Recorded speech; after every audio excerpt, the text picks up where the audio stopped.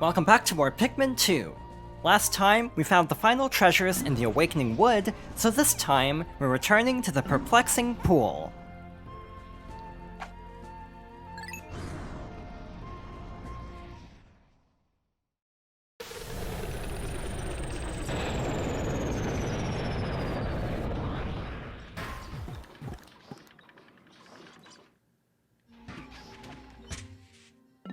I'll be honest, I think this is going to be the most stressful day we've had so far, because there's a lot I want to get done today, and barely enough time to do so.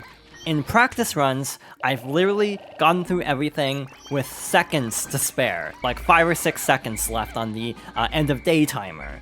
So yeah, this is going to be a very interesting day. I hope I can get through everything, but we might have to continue certain tasks tomorrow.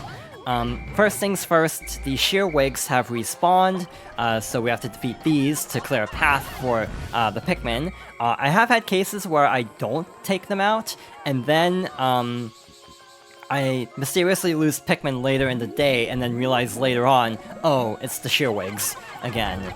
I'm actually going to defeat these caterpillar enemies. I actually looked it up. These are the Ravenous Whisker Pillars, by the way. We're going to defeat them so they leave the berries alone, and then we're going to take out the Swooping Snitch Bug here. There's also the other one on the other side, but I think we can actually leave that one alone. So now that all of this has been cleared out, we are going to split up the party. Olimar is going to take the yellow Pikmin over here, and then Louie is going to start rounding some of the stuff up. So yeah, with Olimar, this is actually very scary. I've had relatively good luck with this sequence, but I have messed it up a couple times. Basically, this works similarly to getting the repair-type bolt in Pikmin 1. So you have to toss Pikmin up to this little ledge, and then lead them across. Obviously, the problem, compared to in Pikmin 1, is we're using yellow Pikmin for this, making it a lot scarier because if they overshoot, they will drown. So we have to be very careful with actually navigating them off of this ledge, so they don't fall into the water. Again, I could speed this up, but I'm trying to play it a little bit safe. Alright, we're good to go here. So now they can work on the bridge, and then after that they can tear down this electric fence.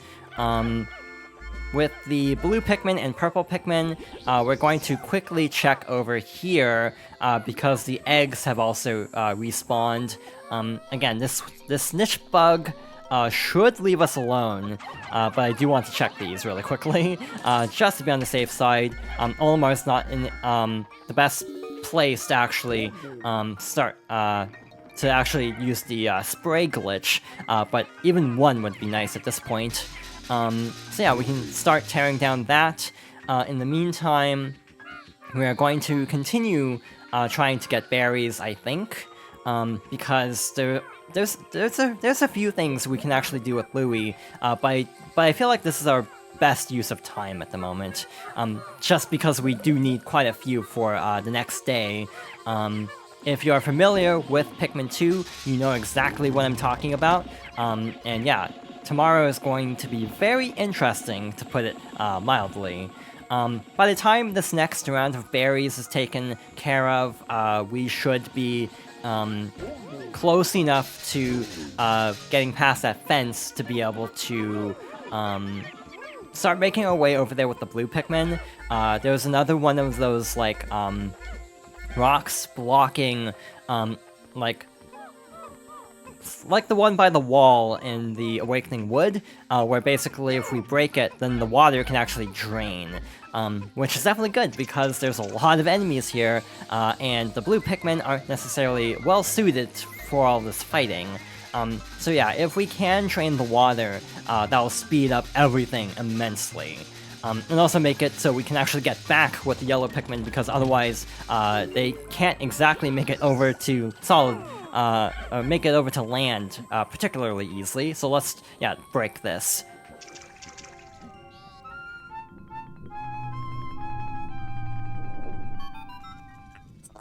A large rock sits in a reservoir of water, may I interject here? I have been observing the two of you working together. You have been cooperating well. Yet, to face the dangers ahead, you must be free of the shackles of a boss-worker relationship. Learn to use C to separate and minus to change leaders. If you can master teamwork, you can overcome any impediment.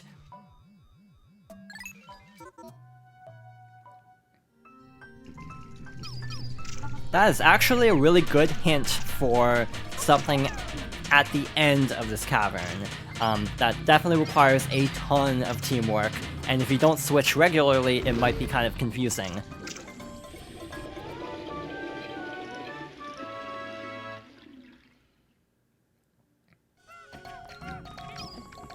Not only does that drain this, like, tub, it actually drains all of the water in this, like, area. It doesn't drain all of the water in the Perplexing Pool in general. There's still plenty of water to worry about, but that definitely makes things a lot easier in terms of making it through here. So, next up, we want to continue to divide up our group. First things first, we want to take the purple Pikmin over to this side. We have a few enemies to deal with, and we're going to take the yellow Pikmin this way to break down a wall in a very precarious location. I'm not looking forward to this. This is actually really terrifying, but it usually goes pretty well. This is also not exactly easy, defeating water dumples. Like with the Wallywogs in the Awakening Wood, we're simply luring them onto land because we don't have like the best setup for fighting with blue Pikmin, in terms of like being able to fight multiple enemies with just blue Pikmin. They can easily get overwhelmed by multiple water dumples like this, so using purple Pikmin is just a lot simpler and safer, but you do have to worry about the water, so maybe it's not actually that much safer. So now that that's taken care of, we can have Louie work on this wall. You might notice I'm actually slightly overwhelmed here and trying to actively on the fly route what I want to do here, which is definitely fun. But yeah, that is actually kind of the appeal of Pikmin, though, being forced to like strategize and kind of adapt on the fly to various situations. So this, I feel like, is completely unintended because of the extended range of the pointer in the new Play Control version. So, the way you would actually break this wall on the GameCube version, you'd basically go over here where the Gluon drive was. I'm pretty sure that's what it was called. You'd build this bridge, take the yellow Pikmin, toss them over here where the Zirconium Rotor was, and then have them work on this wall. With the new Play Control version, all you have to do is toss them over the wall and you're good to go. The scariest part is actually catching the Pikmin after the wall breaks, because some of them will stumble into the water after the wall comes down, and they will drown if you're not keeping a close eye on them. So even as we fight this enemy, the Toady Bloister, I am going to be paying attention to the wall being done and swapping back and forth regularly, just to be on the safe side. Looks like it's on the second cycle there, so we have some time here. We also want to take some purple Pikmin later on to fight these Wallywogs, because we do need to clear a path to carry a couple treasures here in the future, but we'll wait until everyone regroups first. Again, I am constantly cycling back and forth between the two captains, because again, if the wall breaks when you're not paying attention, you could lose all of your yellow Pikmin. Obviously, this is a deathless run, so I would reset anyway, but even still, you want to be ready to start calling them. Pikmin, if they get into water and can't swim, if you whistle at them enough and they're close enough to land, you can...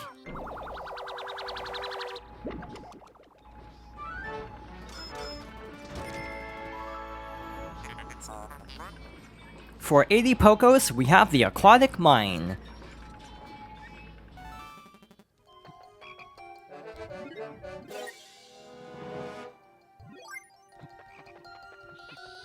as I was saying, if you whistle at Pikmin that are close enough to land, you can save them, which is definitely worth keeping in mind.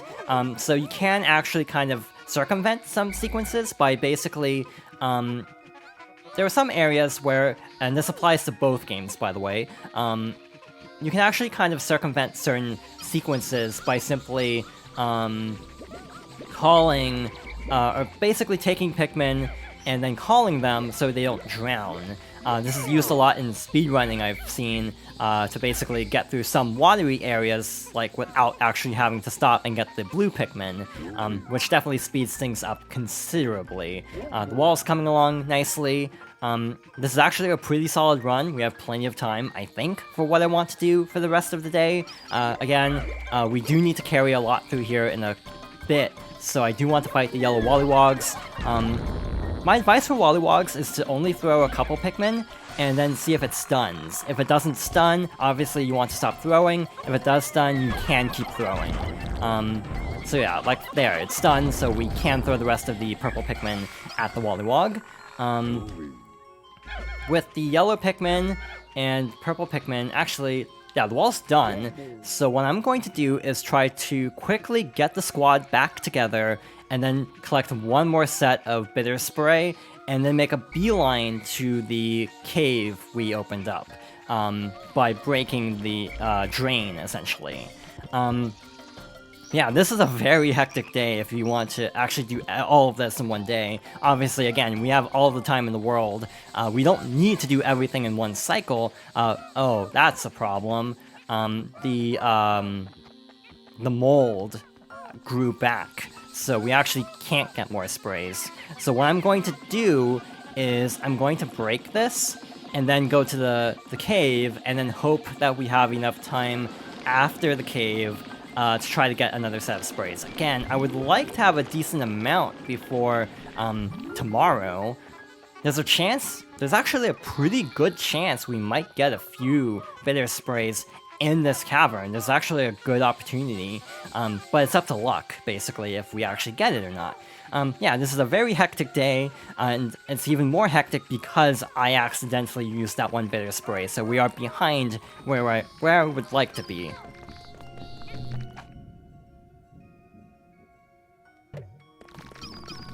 I realized I didn't cycle my party, meaning we are losing time here.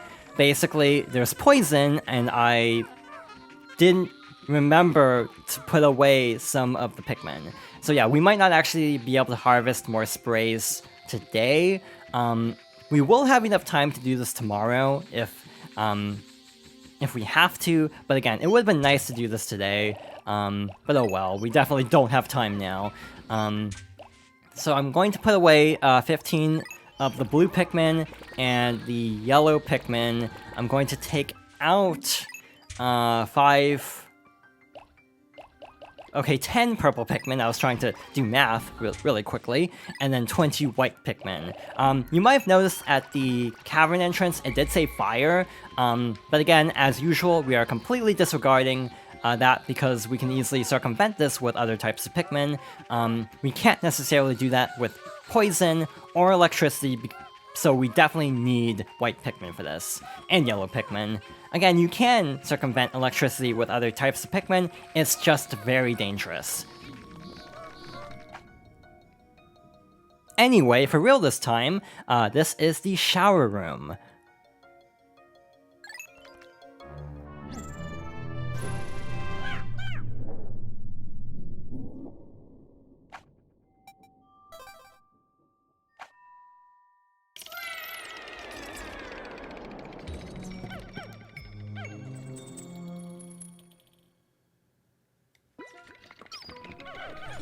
I can't decide if the cavern or the actual above ground portion of this day is more stressful. Both are pretty bad, to be honest. So, first things first, there is electricity on this floor. We also have one of these little blowhog enemies that breathes water, I'm pretty sure. Again, if you have purple Pikmin, you have nothing to worry about. You can basically stun it and not have to worry about it actually even attacking at all. The only problem in a floor like this is similar to when we had floors above nothing. Also, we have boulders now. There were the boulders that I was thinking were in the Bulbulax Kingdom. But as I was saying, if an enemy is facing like electricity, you want to fight it in such a way that it is not going to throw the Pikmin directly into electricity. So yeah, like with this one, we want to fight it facing away from here so no Pikmin get thrown into that while we're fighting. Again, in the off chance that it's not stunned, and we actually do have to worry about that. So the boulders luckily weren't in too bad of spots in terms of fighting enemies, so that's something. I am not entirely trusting this situation, though. I have this feeling as soon as we go to collect the treasure, a boulder is going to fall. So I am very much on guard as I go to collect this. Okay, the little tadpole enemies, that I can live with. If it had been the adult Wollywog, that would have been really bad. Obviously, if you try to collect a treasure and the Wollywog shows up, it's actually really hard to regroup fast enough to get away from its attack. So yeah, overall that went pretty smoothly. But again, it was just because of how the spawn locations of everything worked out, essentially.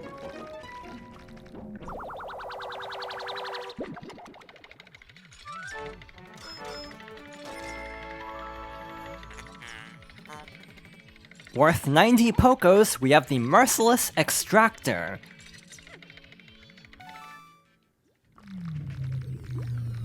And that takes care of sub-level 1.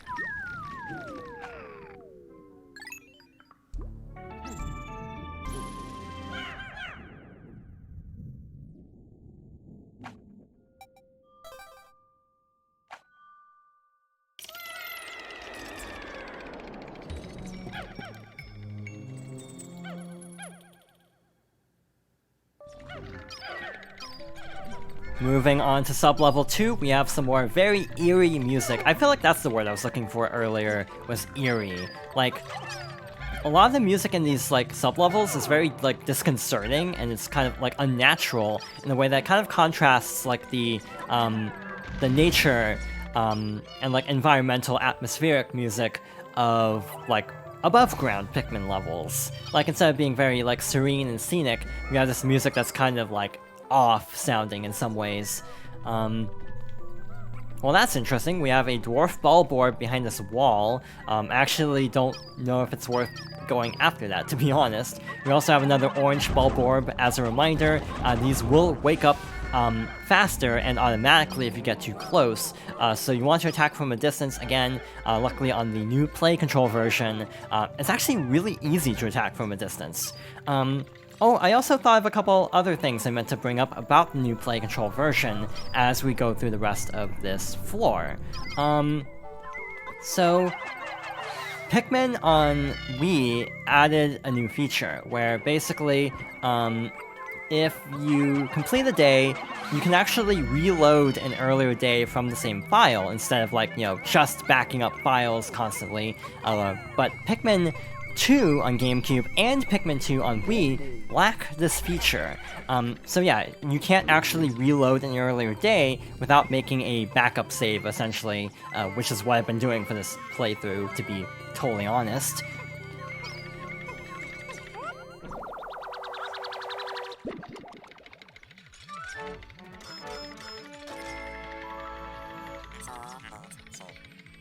We have another battery called the Durable Energy Cell, worth 160 Pokos.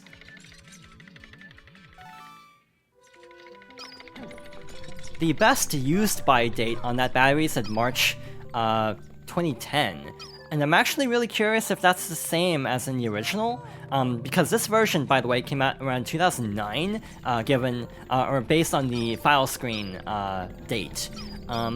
Which is another interesting story, actually. This game had an interesting not development, but release history, because it actually didn't release in North America right away. So the new control line was primarily released between like 2009 and 2010. This version, specifically for North America, released, I want to say, in 2012. It actually didn't even have the new Play Control branding. It was actually branded as a Nintendo Selects title, which was like their bestseller Player's Choice line on the Wii. So yeah, it actually released like 2 years after the Japanese and European release. I think it also released in Europe way sooner. Kind of a Xenoblade situation, actually.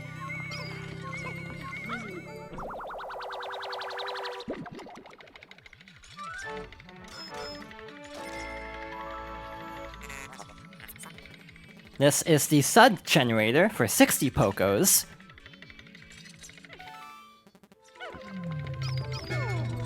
I am glad this version did get an international release though, because it is actually a pretty novel version of the game at least.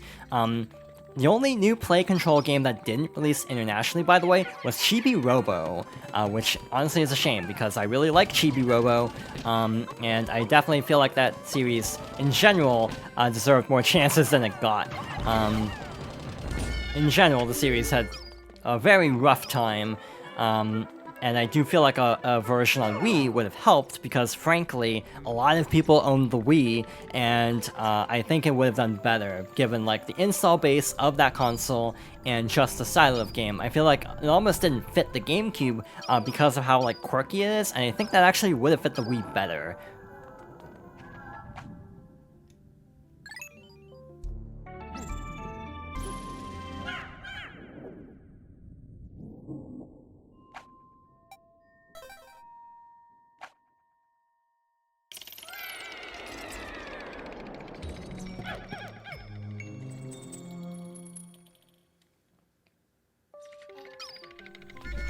In practice runs, this floor gave me a surprising amount of trouble. One time, the landing site was actually right by a water dumple, and I immediately lost Pikmin, which was not fun. So luckily we didn't have that bad of luck this time. We, speaking of which, have a water dumple to deal with. I do feel like holding A and pressing B to cycle Pikmin is a little bit less quick compared to like using the D-pad on the GameCube version. And again, part of me doesn't know if it's actually easier or if it's just because I'm really used to the GameCube version. I didn't really talk about these enemies, or the one enemy before. These are the jelly floats. The yellow ones are the lesser jelly floats, and the purple one is the greater jelly float, if memory serves. The smaller ones can inhale Pikmin, the larger ones can inhale Pikmin and Captains. This actually really sucks, by the way, that we have two right next to each other, making it a little bit difficult to fight both. If a Pikmin gets inhaled, it won't die right away. You actually do have a certain amount of time to actually defeat the jelly float before it digests the Pikmin. So yeah, overall these are pretty easy-going enemies to defeat, as long as you're quick to defeat them. So we got the greater jelly float out of the way. Now we can deal with the smaller one. You know, one nice thing that's actually kind of, oddly enough, not a nice thing, but ends up being a nice thing? In Pikmin 1, you can actually heal by going into the Ring of Light in front of the ship. I'm actually kind of glad that you don't have that option in sublevels, and you actually can't heal in general. But I think that that's actually a good thing, because I feel like, especially in like a sublevel, there'd be a risk of fighting an enemy and then accidentally like healing and then like throwing off your rhythm in terms of actually trying to fight an enemy. So yeah, I almost feel like not having any sort of prompt at the ship is actually kind of nice in terms of not accidentally like activating dialogue, which would really be unfortunate. We have another Hermit Crawmad, I double-checked the name. I've actually been trying to do that off-screen, trying to double-check all the enemy names, because I'm not really overly familiar with a lot of enemy names in Pikmin 2 specifically. That's bad. We have a Wollywog suddenly appearing. At least we got out of the way in time. That was a really close call, though. I did not mean to throw a yellow Pikmin, it worked out because of the stun, but that's always slightly terrifying when you accidentally throw the wrong kind of Pikmin. This is obviously not the worst case scenario. The worst case scenario is if you're in front of, like, electricity, and that happens. Checking to see if anything is back here, and there is something. That's not great, to be honest, because that means we have to go through this with blue Pikmin. So they're carrying this back. I might wait for them to carry it back, so the cutscene doesn't start while I'm trying to fight 2 jelly floats. So yeah, I might deliberately wait for a moment.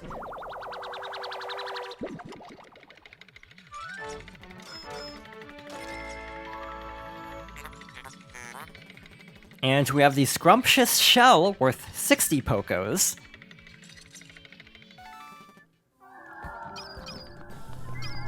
Or the cutscene can play before we get here, which actually worked out really...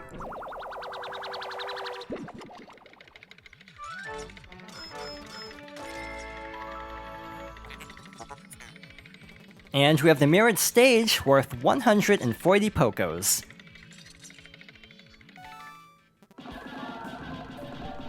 I kind of forgot that part landed right by the landing area, so that definitely surprised me when the cutscene started playing.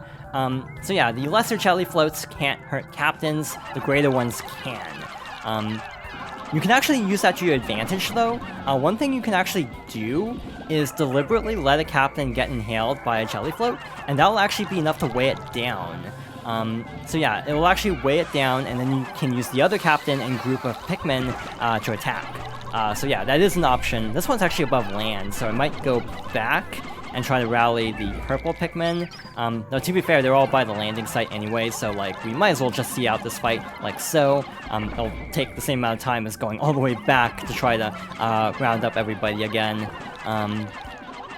Again, we don't really have a lot of time management to worry about in Pikmin 2, at least with the underground areas. But sometimes I do think about, like, what is the most efficient possible way to clear a floor, and in some cases it involves, like, going back, swapping Pikmin, you know, reconfiguring your party. Other times it's just as easy to stick it out with the configuration that you have. Like, we could trade off with white Pikmin, but, like, the amount of time it would take to swap everything over, it probably would get back there by then anyway, so it wouldn't really save a ton of time.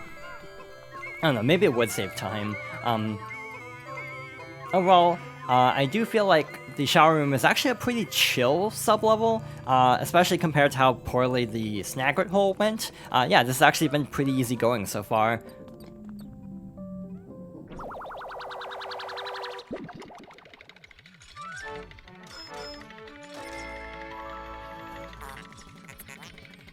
For 60 Pokos, we have the Vorpal Platter.